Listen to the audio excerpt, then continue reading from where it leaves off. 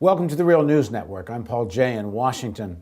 The debate around the world about what to do about the situation in Libya intensifies. The U.S. seems to have backed off from its proposal to have a no-fly zone over Libya, and looks like partly as a result of German opposition to that. The International Criminal Court apparently is taking up Mohammed Gaddafi's case rather quickly. And the issue of whether there should be some form of foreign intervention to help anti-Gaddafi rebels or not is a matter of great debate, as well as there has been a proposal by President Hugo Chavez from Venezuela proposing a mediation commission. Now to talk about all of these events and the unfolding drama is Hamid Dabashi. Hamid is professor of Iranian studies at Columbia University. He's also the author of the book, The Green Movement in the USA. Thanks for joining us, Hamid. Thanks for having me, Paul. So your main preoccupation, and I guess until recently, has been the Iranian rebellion and the Iranian situation. And to some extent, the Iranian movement, democracy movement, has had to deal with some of similar questions about whether to accept or whether to, or accused of having foreign intervention, foreign support. So in that context, how do you assess what's happening in Libya? My concern about Iran, Paul, as you know, has always been in the context of the geopolitics of the region, and I'm following the events in North Africa very closely, not only because of their significance in and of themselves, but because of their consequences for the democratic movement in Iran. And right now, as you just said in your introduction, the key issue that we as opponents of military intervention are posed with is whether or not U.S. and its European allies or regional allies should militarily interfere.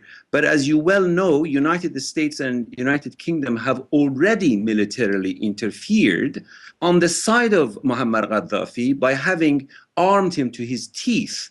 That is, the bullets with which Gaddafi is now killing his own citizens have come from United States and UK with full governmental approval. So that's the first thing to put in the context. And the second thing we hear is that Libya is now a rogue state. If we were to go by the criterion of rogue state, there is no rogue state on planet Earth which is more rogue state than United States. And if ICC, International Criminal Court, is now pursuing the possibility of bringing Muammar Gaddafi to court as a war criminal, I mean, I applaud that. That's a fantastic thing. And maybe we could use it as a precedent to take other war criminals also to the court, including George W. Bush and Dick Cheney and Donald Rumsfeld and Paul Wolfowitz and so forth. So a little bit of context is absolutely necessary. The next issue is, so far as ordinary people are concerned, we are never listened to. Only at the 11th hour, we are posed with the question, the moral dilemma, should United States interfere or should it not interfere? I'm very sorry. The foot is in the other shoe.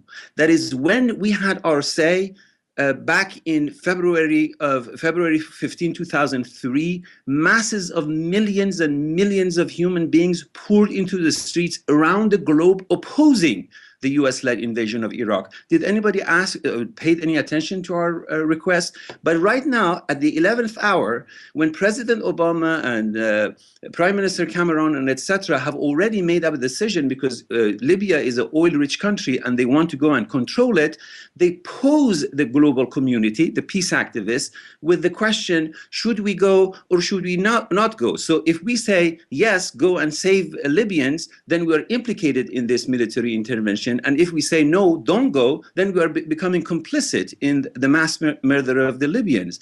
But I'm sorry, this is the wrong question. The foot is actually is in the other shoe. Namely, now we, ordinary people, are in a position to turn to American administration and say, if you intervene, you are in fact engaging in military intervention and expanding American imperialism. And if you don't know, you are morally complicit with what is happening. That is, turning of the question suddenly around with ordinary people who have nothing to do with these military interventions is really morally corrupt. Right, and what's happening now is the refugee crisis on the border of Libya and Tunisia is being used as a rationale for intervention. We may have, there's a quote just in the last hour or two, President Obama says, we may have to intervene further because of the refugee crisis. There has been a refugee crisis again, Paul, as you well know. 2 million Iraqis are refugees in Jordan because of the US-led invasion. 4 million Iraqis are made homeless, a million of them children. That is, I'm all for taking Gaddafi to task and sending some sort of a group to kidnap him and take him to the court.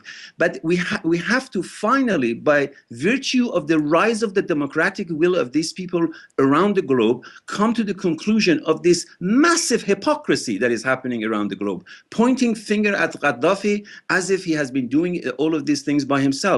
Of course, there is a humanitarian crisis in Libya, but who is responsible for that? In this globalized world, there is no single individual that is singularly responsible for what he is doing. We have to take all of these people at the same time to task, and United States and its European and regional allies have no moral authority to become the arbiter of truth at this 11th hour. Now, if people who watch the Real News probably saw a story we did a few days ago from Benghazi, which essentially was the people of Benghazi on the streets saying no foreign intervention, U.S. stay out.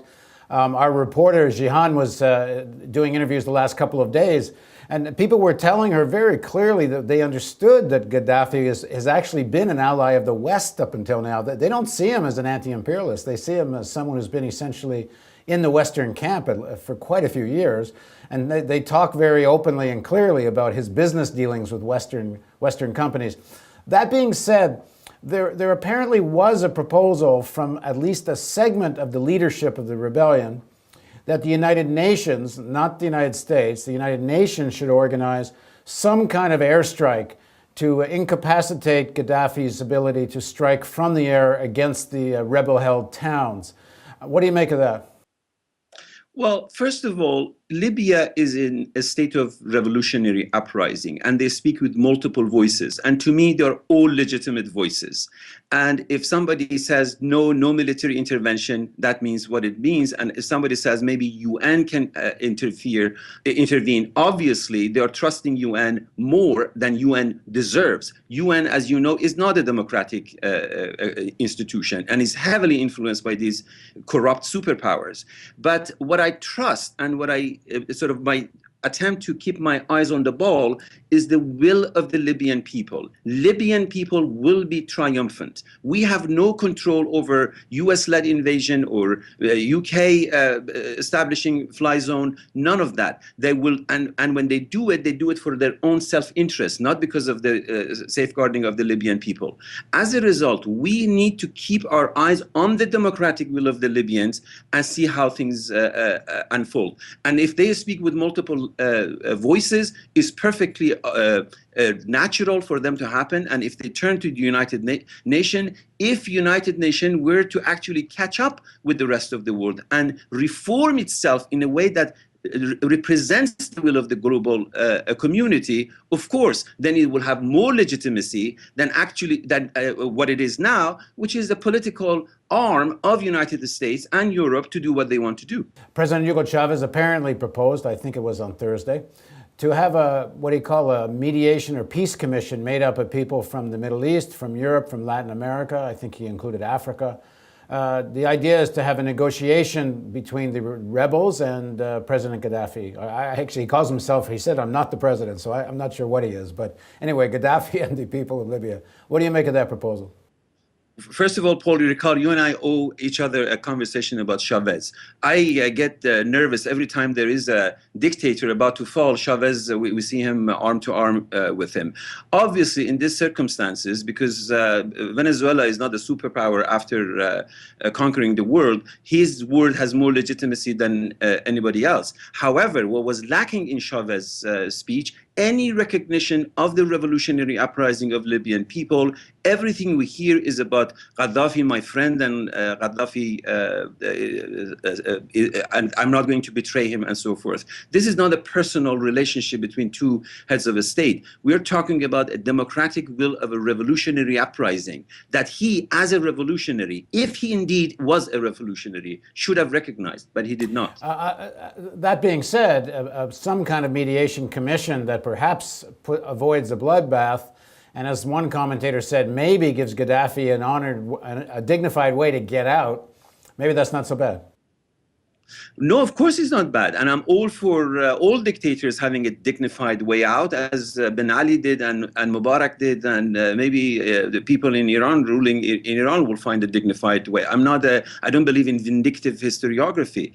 But if, again, for him to have a legitimacy, for Chavez to have a legitimacy to negotiate for a dignified way out for his friend, as he said, Gaddafi, he should recognize that something drastic and historic is happening in Libya and the rest of the North Africa in order to create legitimacy for himself. Now, one heard the same thing about the Iranian uprising that you hear now. There's sort of a body of opinion that says this is all Western inspired. It's another one of these colored revolution type of things. Get rid of a leader who's got differences with the West so that you can get a pro-Western leader in power. Absolute baloney, crap.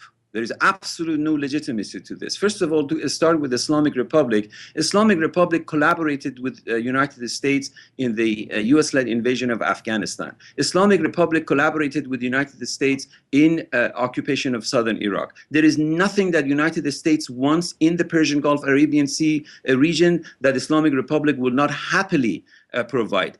In so many words, the leaders of the Islamic Republic have said that their interest in Hezbollah and their interest in Hamas has nothing to do with Lebanon and with Palestine, has to do with the regional geopolitical interest of the Islamic Republic. That's number one. And so far as Gaddafi is concerned, Gaddafi was, good and dandy with everything that the West wanted to do. Why would anybody want to, so far as the Western powers are concerned, to dismantle Gaddafi? Our sentiment has to be with the democratic will of the people. Thanks very much for joining us, Hamid. Thanks, Paul. Thank you for joining us, and don't forget the donate buttons here, because if you don't do that, we can't do this.